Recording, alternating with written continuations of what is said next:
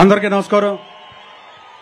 వేదిక మీద ఉన్న మచిలీపట్నం పార్లమెంటరీ పార్టీ అధ్యక్షులు కొనకళ్ళ నారాయణ గారికి, అలాగే నారా లోకేష్ బాబుకి, వేదిక మీద ఉన్న తెలుగుదేశం పార్టీ నాయకులందరికీ పేరు పేరున నా హృదయపూర్వక నమస్కారాలు తెలియజేస్తూ, అలాగే వేదిక ముందున్న తెలుగుదేశం పార్టీ కార్యకర్తలకి, నాయకులకి అందరికీ ధన్యవాదాలు తెలియజేస్తూ, నేను జగన్మోహన్ రెడ్డి పాదయాత్ర చేసినప్పుడు గన్నవరం సెంటర్లోని అప్పుడే రాజకీయాలు కొత్తగా వచ్చా.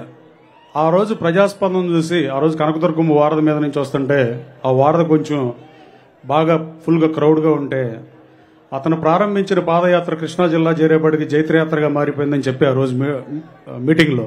అలాగే ఈరోజు లోకేష్ బాబు ప్రకాశం బ్యారేజ్ నుంచి వస్తుంటే ఆ బ్యారేజ్ మీద ఉన్న జనం కానీ, ఆఖరికి గన్నవరంలో రాజకీయ కానీ చూస్తే లోకేష్ బాబుది కూడా జైత్రయాత్రగా మారిపోయిందని నేను భావిస్తూ, ఇక గన్నవరం నియోజకవర్గం గురించి నాకన్నా మీ అందరికీ ఎక్కువ తెలుసు. మా గన్నవరంలో తెలుసు, ఇక్కడ జిల్లా ప్రజలు అందరూ ఉన్నారు కాబట్టి. గన్నవరం నియోజకవర్గం ఏర్పాటైనప్పటి నుంచి ఇది యాంటీ కాంగ్రెస్ భావజాలం ఉన్న సీటు. అలానే కాంగ్రెస్ను కూడా గెలిపించారు 2-3 సార్లు. పచ్చులపల్లి సుందరయ్య గారు, కామ్రేడ్ పచ్చులపల్లి సుందరయ్య గారు లాంటి మహానుభావుడు ప్రాతినిధ్యం వహించి నడయాడిన నేల ఇది. ఇలాంటి చాటి రోజు ఇలాంటి దిక్కుమాలిని అతను గెలుస్తాడని కల్లో కూడా సుందరయ్య గారు ఊహించుండడు, ఏ పార్టీ ఊహించుండదు. కమ్యూనిస్ట్ పార్టీ కానీ, స్వతంత్ర పార్టీ కానీ, ఏ పార్టీ అయినా కానీ. ఆ తర్వాత కాలంలో కమ్యూనిస్టు భావజాలం తర్వాత కాంగ్రెస్ పార్టీ నుంచి కూడా మంచెళ్ళు ఎన్నికయ్యారు. ఇక్కడ స్వర్గీయ కాకాని వెంకటరత్నం గారు, ఇక్కడ వెలువల సీతారామయ్య గారు భూదాత, సెయింట్ జాన్ స్కూల్కి పొలం ఇచ్చిన ఆయన శాసనసభ్యుడైన సంవత్సరానికి చనిపోతే కాకాని వెంకటరత్నం గారు ఉయ్యూరులో ఐలూరు కడియాల వెంకటేశ్వర మీద ఓడిపోయి ఉంటే ఆయన ఆ రోజు పెద్ద లీడర్ కాకాని వెంకటరత్నం గారు. ఆయన గన్నవరం వచ్చి 1967 ఉప ఎన్నికల్లో పోటీ చేసి ఇక్కడి నుంచి మంత్రిగా పనిచేసిన ఏకైక నాయకుడు కాకాని వెంకటరత్నం గారు. ఆయన కూడా మహానుభావుడు. అలాగే ఓసీ జనరల్ అయిన ఈ సీట్లో ఎస్సీ లేడీని, ఒక టీచర్ సరోజిని ఆనందబాయ్ అనే ఆవిడని విజయవాడ నుంచి తీసుకొచ్చి పెడితే ఆవిడ కూడా గెలిచిన పరిస్థితి. తర్వాత 83లో ఎన్టీ రామారావు గారు తెలుగుదేశం పార్టీ స్థాపించిన తర్వాత 83లో రత్నబోస్ గారు, 85లో బాలకృష్ణ గారు, 89లో ఒక్కసారి మాత్రమే కాంగ్రెస్ గెలిచింది, ఇదే రత్నబోస్ గారు పార్టీ మారి వెళ్తే.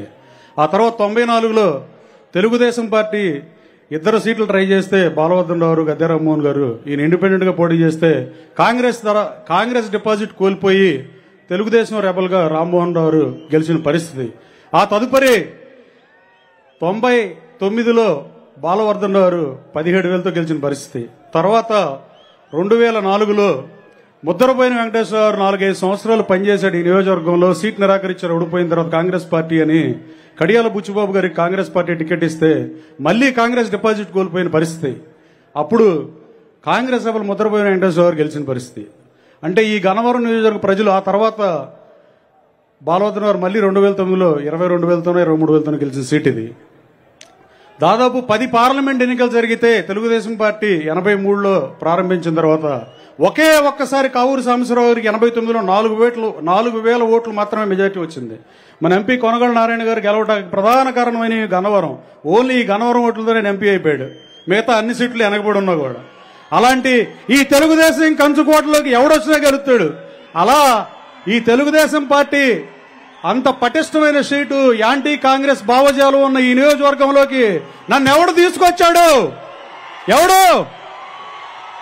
ఎవడు తీసుకొచ్చి ఈ నియోజకవర్గంలో పనిచేశారు? కొడాలి నానినేనా? మళ్ళీ ఇప్పుడు నా మీద దొంగ ఇళ్ల పట్టాలు 12,000 ఇచ్చి ఒక 20-30 ఓట్లు వచ్చి, అలాగే ప్రసాదం పాడులో రిగ్గింగ్ చేసి ఇట్లాంటి పలు పనికిమాలిన కార్యక్రమాలు చేస్తే నేను ఓడిపోయింది 270 ఓట్లతో. 2,62,000 ఓట్లు ఉన్నాయి నియోజకవర్గంలో. అలాగే ఈ గన్నవరం కాన్స్టిట్యున్సీలో ప్రజలు విఘ్నులు, విజ్ఞానవంతులైన ప్రజలు 2 సార్లు ఇండిపెండెంట్ని ఆదరించారు, అన్యాయం జరిగిందని వాళ్ళని వదిలేయకుండా. అలాగే సోదరులారా, నాకు జరిగిన అన్యాయం గద్దె రామ్మోహన్ రావుకి కానీ, ముద్రపోయిన వెంకటేశ్వర గారికి కానీ జరిగిందని నేను భావించట్లా.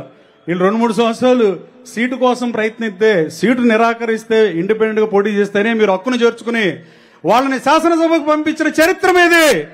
రాబోయే కాలంలో ఈ గన్నవరం నియోజకవర్గం నుంచి మొన్న నేను చేసిన తప్పు ఏంటంటే ఎంపీకి 10,000 మెజార్టీ వచ్చింది. అది బయటికి చెప్పుకోరు, రాజకీయాల్లో ఉన్నాళ్ళు మైనస్లు ఆపేసి ప్లస్లు మాత్రం బయటికి చెబుతారు. కానీ బాలశౌరికి 10,000 మెజార్టీ వచ్చింది ఈ నియోజకవర్గంలో.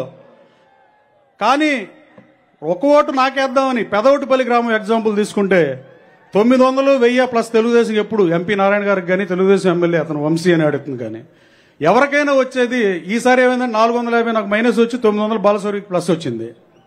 అంటే కన్ఫ్యూజన్లో ఓటర్లు నాకేద్దామని ఎంపీ ఓట్లో కన్ఫ్యూజ్ అయ్యి నన్ను ఓడించారు తప్ప 2 ప్రజాస్వామ్యం ఓడిపోయింది ఈ నియోజకవర్గంలో నేను కాదు. డీసీపీ రామచంద్రరాజు రిగ్గింగ్ చేస్తుంటే ఆపబోయే బాబు అంటే సార్ మీరు 10,000తో గెలుతున్నారు సార్, కావాలని కూడా పెట్టుకున్నారు మీరు, నన్ను అయిపోయాడు అతను. సురేంద్రబాబు లాంటి మంచి ఆఫీసర్ ఉండుంటే నేనే శాసనసభ్యుని అయ్యేవాడిని ఈ సందర్భంగా మీకు తెలియజేస్తున్నా. అలాగే డొక్క చించి డోలు కడతారంట.